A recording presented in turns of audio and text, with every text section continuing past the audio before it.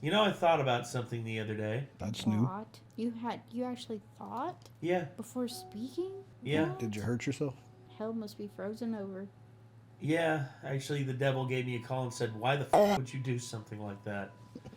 So, yeah, I was thinking the other day, and this is basically the whole deal. I was thinking about the last time that I went bowling. It was the first time at a bowling alley when my lead up was it was the first time at a bowling alley where I ever said the F word. Oh. My mom heard me say it, and she asked me where I heard that, and I pointed at the pool table where all those boys were at.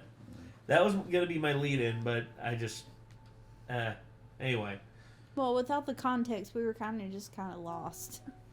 That makes sense. That's why I asked. That I was like, makes, where's this going? Yeah. Yeah. Anyway, I've never had, like, a horrific experience at a bowling alley.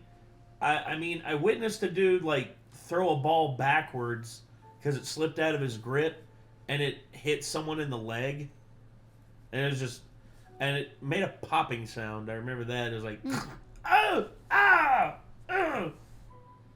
Yeah, so... Anyway, we got 3 true scary bowling horror stories here from Mr. Nightmare. Might as well roll this one down the lane and see how many pins we hit. That was a good pun. I used to go bowling quite often with my friends when I was young. I'm talking like 12, 13. There was a bowling alley down the block from my friends and I, and so we'd go there on weekends. The bowling alley has been closed for years, but when it was open, it was super cheap and affordable, perfect for a bunch of young teenagers who didn't have money of their own. This one weekend, I went with my friends Jacob, Josh, and Mikey to the bowling alley. We always went at night. It was likely around 8 p.m. The bowling alley was always crowded on the weekends, and sometimes we'd see familiar faces. There was this older man who would sometimes be there alone, bowling on the adult side of the bowling alley where alcohol was served. We always played on the non-alcoholic side. How we took notice to that man was because he'd sometimes just weirdly walk down the entire bowling alley, passing every lane, watching people bowling. Then we'd notice him end up back at his lane all by himself. We nicknamed him Creeper Bob after maybe the 3rd time seeing him. Tonight there was a lane open next to us, and guess who out of nowhere sat next to us? Bob, or whatever his real name was, but I'll keep referring to him as Bob. He was setting up a game on the lane next to us by himself. Does this one in particular remind you of the same one it reminds me of, Nate? That one? Mm-hmm. Imagine it with all the lights off. Yeah.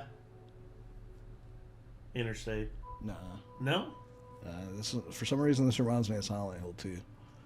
Oh, shit! I just put the... Oh... I don't know if I'm correct, but, like, I don't know. It's just... I think it's where it's not as long as a lot of bowling alleys that I've been to. Because a lot of bowling alleys I've been to have more lanes than that. Yeah, but that's a 10... Yeah, but that one's, like, lane. Smaller, like the one in Silent Hill 2. Yeah. Well, it's a small And I could just imagine with the alley. lights out that being the same one. Oof. Trying to talk to us. He started making comments on our form and every so often interrupting our conversation to tell us weird things like how long he's been coming here. Then eventually he said something really weird, that he watches us play every weekend from across the bowling alley, and he decided to come over and introduce himself tonight. He played it off like he was trying to be some kind of bowling teacher to us, but really it was just annoying and most of all uncomfortable. Bob at one point entered our lane as I was up to bowl, and he grabbed my wrist with his hands to position me into an allegedly better form. I never gave him permission to touch me, nor did I ask for his guidance. We were only like 13 though. None of us stood up and said, "Yo, get lost," or something like that.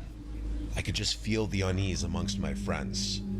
Every moment of that man touching me, I felt more and more disgusted. We cut our night at the bowling alley short because of him. We used the money that we would have used on more games on getting pizza instead at a pizza place further out the block. When we came out, Jacob and Mikey went their own way since they lived on a different block. Josh and I walked back down the other way in the direction of our houses. As we did, the sound of a car engine starting made us turn around. We noticed an old SUV like a Ford Explorer banging a 3-point turn. We both imagined the possibility of it being Creeper Bob. The SUV started slowly tailing us as we walked down the street, so we picked up our pace. Then the SUV pulled up right alongside us, and the window rolled down. It was in fact the man from the bowling alley. He said out the window that he could offer us a ride home. We said no thanks. He replied it's not safe for a couple kids to be walking around late at night. We weren't even really that young. We were young teenagers, not little kids, and it was crazy that he thought we were young enough to trick into getting into a car. When we made it clear we weren't getting in, he pulled to the side of the road and parked his car. Josh and I decided to start jogging home. When we reached the intersection where we'd split off, we said bye and I continued jogging home. By the time I made it back, I was out of breath. Running after eating pizza is not a good idea. True. My dad was already asleep because he worked weekends. My mom was out with her girlfriends most likely, and the same was probably the case with my sister. Oh, I think I so would have wasn't split off supposed to with ring my the bell friend because- after that. I think I would have been like, let's go to one of our houses together. Yeah, And get our parents to call somebody. Exactly. Be like, dude, let's stay together. I'll go to your house, and then we can call like my mom or my dad to come pick me up. Because this is fucked. because my dad didn't want to be woken up. I went around back to get the key we had for the back door, which was hidden in the shed. When I got out from the shed, I thought I heard something, and I should have listened to my gut. I went to the back door to unlock it, and as I opened the door, I heard the sound of someone running up behind me. Before I could fully turn around, someone pushed me inside the house, covering my mouth and wrapping their arm around my neck. I wasn't able to see who it was because I couldn't turn my head. I scratched and clawed at the man's hand until I could move my mouth just enough out of the grip of his hand and scream, "Dad." I may have only been 13, but I was able to put up enough of a fight to get him to lose his grip a few times, allowing me to scream. This undoubtedly scared him off as he finally let go for good and ran outside. I didn't look back. I ran up the half flight of stairs to the main floor and yelled for my dad. My dad came rushing out of his room, and after telling him what just happened, he checked the backyard and all around the property and then came back inside. I told him about the man from the bowling alley, how we nicknamed him Creeper Bob, how he followed Josh and I in his SUV after admitting to stalking us at the bowling alley. My dad filed a police report and tried getting the bowling alley to release the video surveillance from that night, but they refused. I was never allowed to go back there after my mom found out about this. Not that I'd ever want to. The crazy thing is, technically, I can't say with 100% certainty that the man who came in behind me and grabbed me was the man from the bowling alley. But realistically, how slim are the chances that it wasn't him? I'm more likely to believe it was him. Yeah. I am more likely to believe that it That's was a Creeper Bob. huge coincidence that dude was being creeper Yeah. on the same night that someone else randomly was being a creeper in your backyard. I think it was him. That's why I wouldn't have split off with my friend. Like, you know, buddy system in that case. Like, go together to your destination and get somebody out there to help. 100%. Whoever's house is closest, you know. It's like, I wouldn't want to lead him to where I live necessarily, but as a kid like that, I would be like, that's the safest place that I know to go from here, you know, unless I live like next to the police station. Agreed.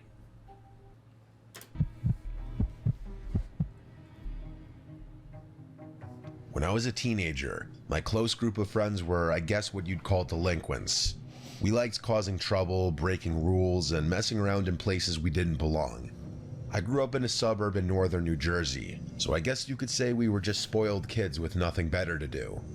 Looking back, the way we passed the time was a little silly, but there's nothing I can do about that now. Anyway, one of the things we really liked to do was to go exploring in the late hours of the night. Usually we explored abandoned buildings, but not always. We actually got banned from our middle school after jumping through an open window, but that's a story for another time. This particular night, we were planning on executing a riskier task. There were 5 of us: me, Chip, Jason, Rowan, and Anish. Rowan had a tendency to bounce around from job to job, which was kind of a running joke in our squad. He'd lose jobs as quickly as he'd get them, usually for the dumbest reasons you can imagine. He had just picked up a gig as an attendant at a bowling alley a few towns over from us. I'm sure you could see where this is going. He had been entrusted the key to close up the place the night before. Anish was a master of persuasion, and he somehow convinced Rowan to let us explore the bowling alley at like 3 a.m. I'm telling you, Anish could convince someone to give them their kidney. That's how persistent he was. I haven't heard from him in a while. I think he might actually be in jail right now.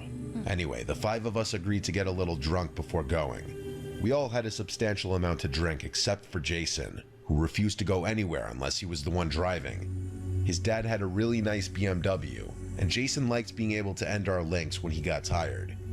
After getting a little buzzed, James drove the 5 of us to the location. I was the heavy drinker of the squad. It's not something I'm proud of, but it's just who I was at that point in my life. Because of this, I usually took things a little less seriously than I should have, especially when it came to dangerous or risky situations. Whoa, look how old that is. Rowan unlocked the door, Yeah. and the 5 of us made our way inside. Chip was usually the most cautious, and he kept Looks like chiding something us out to of be the careful 70s. in his hilariously high-pitched voice. Rowan told us we couldn't actually do any bowling right now, which we were all a little upset about. I had the genius idea of doing some makeshift sliding on the lanes as if they were slip-and-slides. Since we were drunk, this was actually pretty fun. The 5 of us soon tired ourselves out and decided we wanted to do some exploring. We asked Rowan if there were any back rooms we could check out, and he told us there were. We made our way into the employee-only area, and Rowan led us to some kind of storage room. We started poking around and flipping things over, just being stupid and careless. We figured Rowan was going to get fired anyway, so we weren't too concerned with messing things up. As we started getting bored, we heard a deafening bump from below us. The 5 of us froze, staring at each other. Jason, the only sober one in the group, asked if the place had a basement. Rowan looked just as shocked as we were, and told that he had no prior knowledge of a potential basement. Anish grinned, eager to continue exploring. Chip seemed really nervous, telling us that we were probably going to end up getting Rowan fired. We were whispering now, arguing whether we wanted to go look for this hypothetical basement. Just then, Jason lifted the edge of a rug nestled in the corner, revealing a hatch. We were shocked. The atmosphere in the room instantly shifted with the realization that the situation was now serious. Even if we had found the way into the basement, the sound we heard was still unexplained. I don't think any of us really wanted to go down there, but Jason made the first move in his classic level-headed style. He flung the latch open and stared down at the old, rusted ladder leading into the darkness. "Screw this," whispered Chip, motioning for us to leave. Nope. Jason ignored him and went for the stairs. He pulled out his phone and shined the flashlight into the blackness.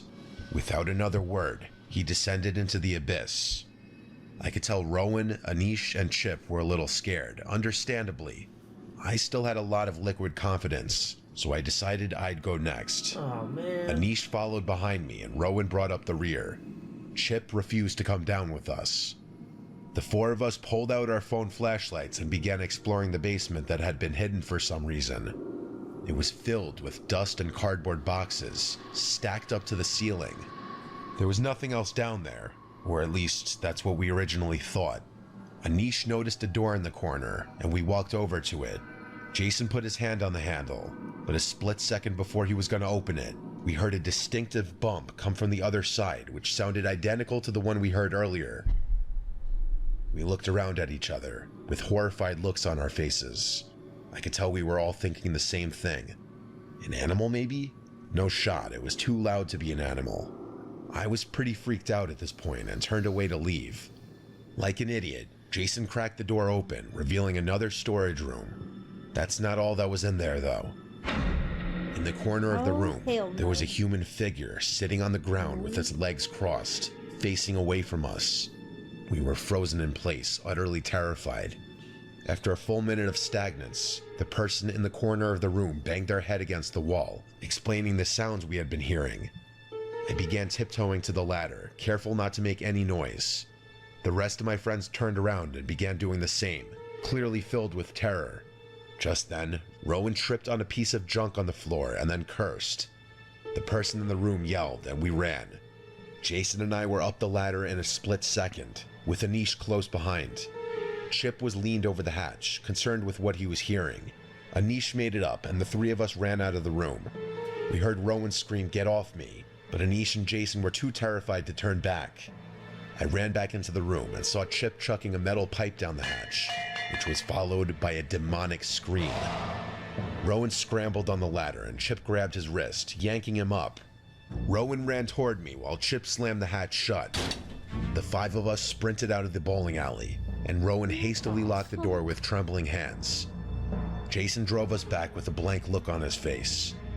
We listened as Rowan described what happened after the rest of us made it up the ladder. Apparently, whoever had been in the basement jumped on Rowan's back, clawing at him. Chip came to his rescue and nailed Rowan's attacker in the head with that pipe, causing the lunatic to fall backward. Rowan said he only saw the guy's face for a split second. It was the horrifying face of a dirty, old, homeless-looking guy with a bird's nest of hair on his head. Rowan ended up quitting the next day without giving his boss an explanation, as it was definitely illegal what we had done. To this day, we have no idea how that guy could have gotten down there. Maybe there was an alternate entrance we had overlooked. Either way, the basement had been intentionally hidden, which tells me that Rowan's boss might have known something about the whole thing. This experience ruined my taste for bowling, which I have not done since. Well, Weird scenario. very weird scenario, and honestly, Freaking creepy. one that I'm just like, yeah, that's. You I'm not go gonna- ahead and go down into the dark, creepy basement where there's a noise. I am not following you. Well, for me, I hate to to blow the bullshit whistle, but it might. Here's the thing about these stories: they say that they're true, but they're secondhand accounts on Reddit, which Reddit's not the most reliable source. Outside of Trust Me Bro, which is basically all it is on there. I'm not gonna be the one to blow the bullshit whistle, but I will say, if that is true, y'all lucky. Y'all lucky that homeless dude didn't shiv your ass with a rusty nail or a piece of glass or some shit.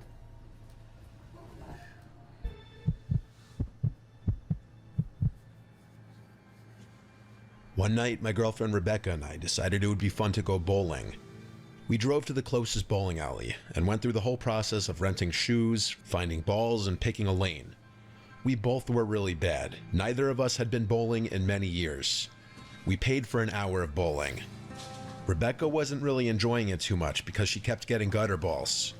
I was doing better than her, but not by much, so I wasn't really able to help her out much. And then to make matters even worse, Rebecca's ex-boyfriend arrived with his group of friends and they started bowling a few lanes down from us. Rebecca looked away, refusing to even look in that direction, whispering at me that we need to leave now. We packed it up early and left. She went to the car and waited while I returned the shoes. I think her ex spotted me while I was at the front counter, and I looked away. I didn't tell Rebecca this though. We went home and agreed to play Wii bowling instead and have some wine. That sounded much more fun anyway. When we got home, the first thing I did was turn on the Wii and open a bottle of wine. The bowling alley trip was a failure, but I didn't want Rebecca to be unhappy. We played Wii bowling for half an hour with music on in the background and drinking wine. It turned out to be much more fun than the bowling alley. Until the current song that was playing ended, and we heard something come from upstairs in that brief moment of silence. Rebecca and I looked at each other, telling me she heard it too. I turned off the music for good, but now there was just silence. The sound we heard could best be described as a heavy object being dropped on the floor. I went upstairs to investigate. I checked every bedroom with the lights on. I checked under every bed. I was relieved to find nothing. I wasn't actually expecting to find someone in the house, but naturally you do need to go investigate if you hear a suspicious sound in your house. Still, I wondered what actually made the sound because I didn't find anything on the floor. After maybe another half an hour of playing Wii bowling, we brought our little wine party upstairs to the bedroom, and eventually we fell asleep. Rebecca's a lightweight, so she got much drunker than me, which explains why I was the one to wake up in the middle of the night and not her. I heard what woke me up though. It was another clear and distinct sound of something heavy being dropped from above. But the only thing is, now we were upstairs, and yet the sound still came from above. So what else would be above us? The attic. The attic door is right outside my bedroom door. It's one of those doors with the string that you pull down and a metal ladder comes down. Oh, hell. I tiptoed out of the bedroom to not wake up Rebecca. I stood under the attic door and listened. Every 5 seconds or so, I heard the slightest creaking sounds, like from the weight of something moving around. I didn't want to scare Rebecca, but I'd heard of animals getting into people's attics sometimes. I went to get a broom from the closet to use as a possible weapon if I were to have to fend off an animal. Sounds familiar? Okay. You want to tell this one, Kate, or do you want me You to? can tell it. Okay. I arrive at my mom's house. No, you get a call from me and your mom. Okay, fair enough. They call me okay, first. I'll tell the first part, and then you could tell when you got there. Okay. Okay, so that morning, I heard what sounded like an animal, and your mama said it was in the gutter. And so I got up from the table that she has outside on her patio, and I start walking.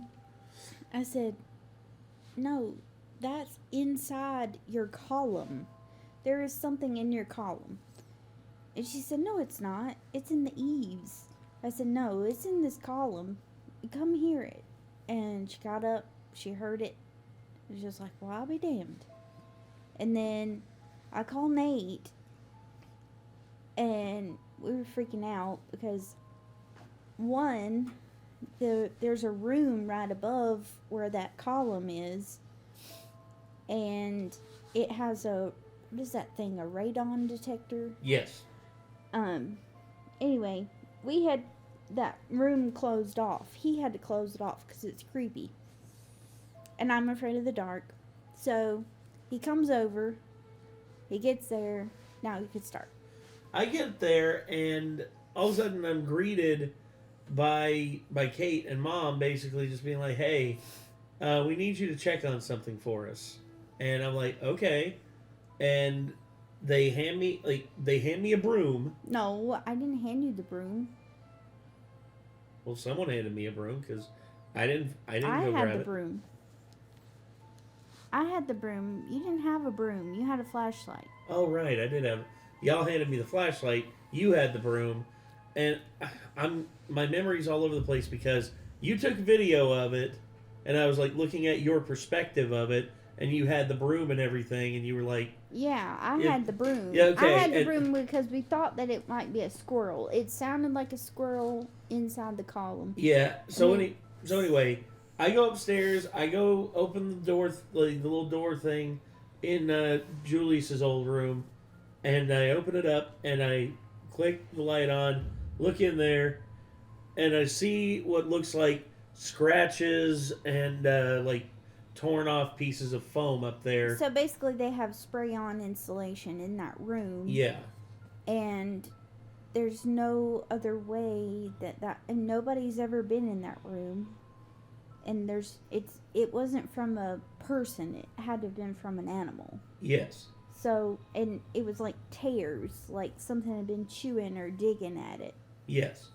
And basically, there were like little pockets of it, like in the crevices of the thing. It was like something was gathering it together. And then I looked down the way, and I was like, I had There's a any broom in case the animal, because we knew it was an animal. It had to be small, yeah. and it had to be an animal. But I had to tap into Kate's like fear because when she put her camera in there to like look and everything, I was like, if there's anyone back there, just know you can come out now. We won't hurt you. We could show a little clip of that. I could send it to you. Yeah, if you want to. But yeah, that was the experience that we had with that, and it was nothing really. It wasn't like truly like terrifying. Well, we watch all these videos, and then he says that, and I'm just like, really? Yes, it just happened not too long ago.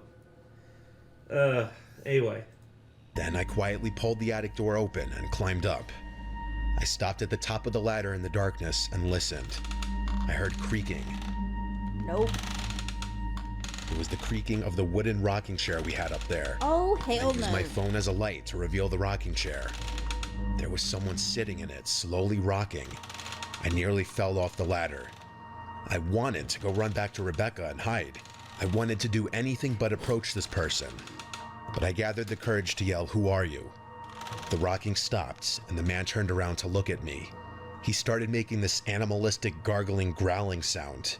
Then he got up, and that's when I hurried down the ladder and pushed the attic door up. I screamed for Rebecca to call the cops until I heard her acknowledge me. I stayed under the attic door, preventing it from being opened as the man in the attic tried kicking the door open. He eventually stopped, and I heard the deranged laughter of a sick, mentally ill person. He spoke in another language. It sounded Russian. I felt like my arms were going to fall off, holding up the attic door, waiting for the police. When they finally arrived, Rebecca went downstairs to let them in. From here, it was the job of the police officers to go up there and remove the man. Rebecca and I waited in the living room, sitting on the couch next to each other, until we saw them bringing the man out through the living room to the front door in handcuffs. The way the man looked at me said everything. He was a dangerous, mentally ill person. His stare was full of hatred and craziness, with a hint of confusion. His lip contorted in this bizarre way that would almost make you think he were drunk. Whatever happened with him, we don't know. We didn't press civil charges, but I'm sure he was charged criminally if they didn't deem him to be insane. This happened in the summertime when we keep the windows open, and so it was most likely that he squeezed through one of the windows in the backyard. I'm not sure why he picked our house. Yeah, that's. Ooh. That's stupid. It just had been the unlucky house he stumbled across. Damn. He got lucky Yeah. that, he was able to push the attic door back up. Why would you even talk to them? Lucky for him, he's tall enough to keep that attic door shut. Yeah, that's. Yeah, that ain't happening. I'm not going in the attic. Yeah, I'm pretty sure not a single one of us has been in the attic that we have here. I since have. we've been here. I've been Did you finally? Yeah. I thought about it. I got halfway up the ladder and then I was like, nope. Because I I've been wanted up to there put my before. computer box up there. I think you put my computer box up there. I don't know. I can't remember. But I do know that I've been up there a couple times. But yeah, it's fairly open up there. It's fairly like they got a decent platform for you to put stuff on. It's not bad. I've seen where people have been converting attics into like book nooks and stuff. Which I Yeah. thought was really cool. Yeah. It Make might. it not so creepy. Yeah.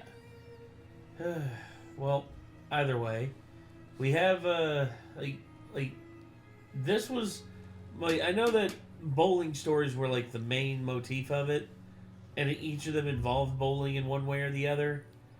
But the second one was the only one where the mystery truly took place inside the bowling alley. Yeah. Whereas the first one was like, oh, there's a creeper at the bowling alley. And then the third one was just like, we went to a bowling alley, then we weren't having fun, so we went and played Wii bowling instead, and a creepy Russian dude broke into our house. Yeah, the third one was honestly kind of a stretch to call it a bowling horror story. It was more of a home invasion horror story. Yeah, albeit they did discover it, the bad thing, or the like the creaking of the attic, like while they were Wii bowling, but that's about it. But yeah, anyway, that's neither here nor there. I thought this was pretty good overall. This wasn't bad. Yeah. So, Mr. Nightmare with 3 more scary, true bowling horror stories. Hopefully y'all enjoyed, and I guess until next time, signing. Or did you all have anything you all wanted to add to it or anything? Just to make sure before we head out. Nah. All right. Well, that's gonna do it, everyone. Take care. I'm Nate. I'm Kate. I am Nick. Be good people. Take care. Peace.